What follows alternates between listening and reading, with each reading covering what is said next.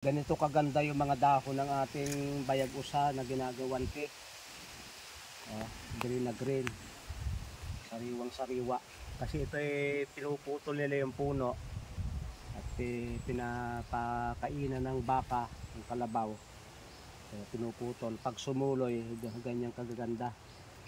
At ito halos walang dahon na wag.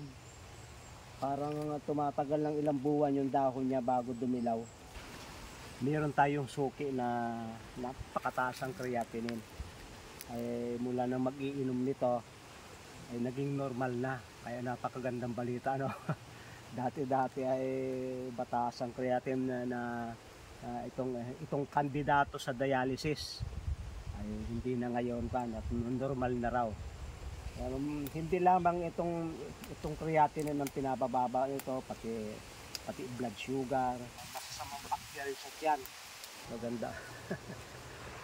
Walang lasa pag niluto. Maski hilaw lutuin, wala siyang pait.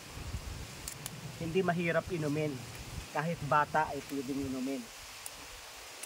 Sa mga matataas ang creatinine, makipagsapalaran kayo dito at ito na maganda. Maraming salamat sa pagsubaybay nyo sa Natural Wellness si Pastor Vito.